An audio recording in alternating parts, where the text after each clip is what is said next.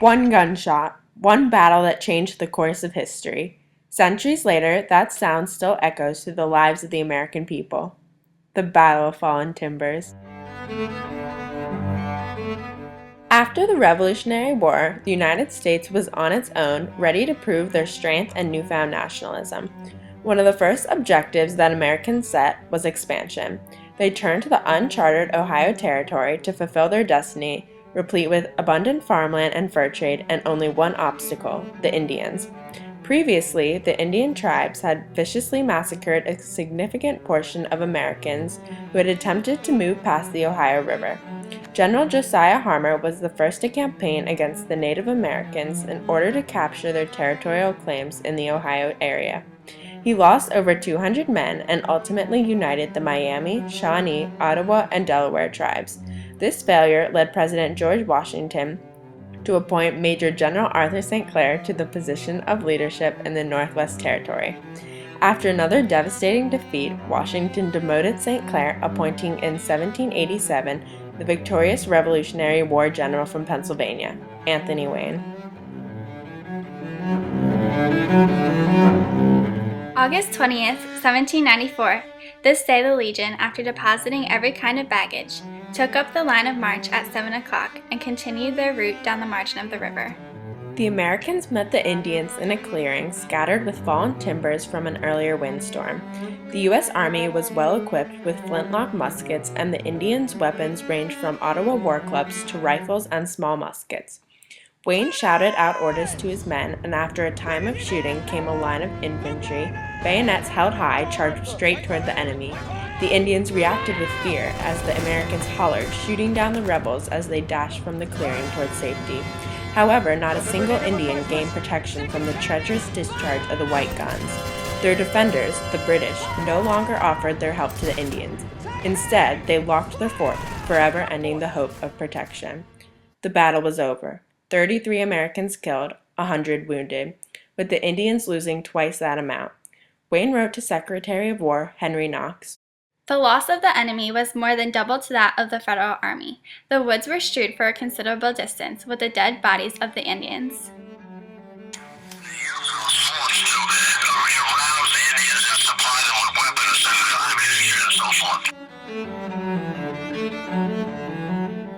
However, the result wasn't just a matter of deaths and numbers. Instead, it marked a turning point in American history, leading to the creation of the United States' first permanent national army, as well as changing Indian life and increasing westward expansion to the fertile lands of the Ohio. Prior to the Battle of Fallen Timbers, Congress decided to disband a regular American army, due to the fact that many politicians saw an army as a possible threat to congressional power. There was the beginnings of a formation of two political parties, the Federalists and the Anti-Federalists, a group who found it obscene to recreate a strong federal government that could potentially limit their rights. Washington felt obligated to keep his country safe and put together an army in case of an unanticipated attack. After another stunning defeat to the Native Americans, Congress finally conceded, allowing Washington to form the Legion of the United States. However, not all of the Jeffersonian politicians in Congress were convinced. The Battle of Fallen Timbers was another loss. The army would be dissolved. The general wrote to Knox, "It is with infinite pleasure that I now announce to you the brilliant success of the Federal Army under my command." Wayne's victory was then used to convince Congress to extend the life of the Legion for another 3 years. Americans had lost nearly all their faith in the quality of the entire military, and many Westerners feared for their safety. Not only did Wayne's win ignite a nationwide spark of hope, it provided a turning point for the foundation of a successful future army and greater American defense. The new Federal Army provided more than protection in the West. From this day, the United States took their place among the powers of the first rank. The English lose all exclusive influence in the affairs of America. Without the early expansion of our naval and military powers, it is very unlikely that today we would still be one of the great military forces in the world. The Native Americans experienced the brunt of the battle as their indigenous cultures were extinguished. The United States had been fighting an informal war with tribes in the Ohio region for over 20 years. However, those attempts at vengeance were failures. Led by Little Turtle, the Indians fought gallantly for the lands that they had obtained for centuries. White Thunder from the Sioux tribe was another who was adamantly against the American intrusion.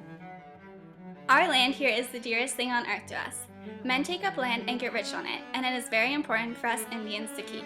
After the loss to the whites of Fallen Timbers, Little Turtle and the Indians finally signed a treaty forcing evacuation of the Native Americans from the fertile Ohio Valley. The Indians, caught in the web of competition for territory, lost their way of life. This same cycle of pain and loss continues well on through the 1900s, eventually making Native Americans the poorest and most disadvantaged ethnic group in the United States. They feel that although they are citizens, they do not obtain the same rights as white citizens. Again, they are hungry and half naked.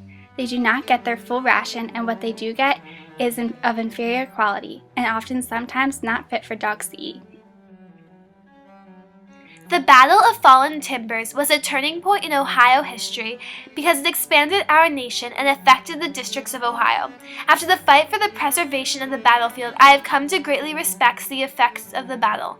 Dr. Michael Pratt, Dean of Miami University, participating archaeologist in the Battle of Fallen Timbers dig of battlefield, as well as part of the Committee for Saving the Battlefield.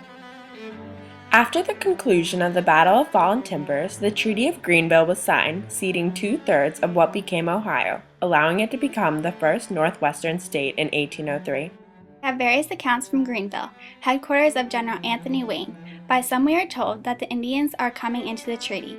We know our friends the British will spare no pains to frustrate any design which may be serviceable to the United States. In addition, we received goods to the value of $20,000 and the future site of downtown Chicago and parts of 5 other states. Cession of territory forever ensures the territory of the United States. I have just given England a maritime rival who sooner or later will humble its pride. Many natural resources have come directly from lands gained after the Battle of Fallen Timbers. Without the Treaty of Greenville, the British in Canada may have jumped to the land before we are able to obtain it. In fact, many of the native Ohioans in this day could be part of the country of Canada rather than the United States of America. Plus, with the capture of more territory only came a stronger desire for the manifest destiny of our nation. The idea that it is the destiny of this great country to spread its wings all over parts of the continent, leading to crucial land gains in the Louisiana Territory and Gadsden Purchase. With this new acquired land, exploration of this unknown territory could begin. Following the battle in 1804, President Thomas Jefferson recruited Meriwether Lewis and William Clark to learn and discover more about the newly uncharted western land. Lewis and Clark have the Battle of Fallen Timbers to thank for this famous expedition, since they became acquainted during the battle. And Meriwether Lewis had a short fuse, and he was constantly getting into trouble. And at one point he got into a situation, and I don't remember what it was, maybe I never knew, but anyway, where he probably should have been court-martialed, sent home. Yeah. But Anthony Wayne recognized his ability and didn't want that to happen. So he turned to another of his officers, who happened to be William Clark, a steady guy. He said, "Now, Clark, take Lewis under your wing and keep him out of trouble." Jefferson asked Lewis to choose somebody to go with him. It is evident that the Battle of Fallen Timbers was truly one of the most significant turning points in the history of the United States. Through Anthony Wayne's hard-fought efforts and persistence throughout the battle, he ignited an unspoken renewal of hope among citizens across the nation. The Battle of Fallen Timbers exemplified the power of the Federal Army and the United States as a whole. Arms of the United States have been vindicated from the shame of defeat and disaster. It was the beginning of an era of peace and prosperity for the whole Ohio country.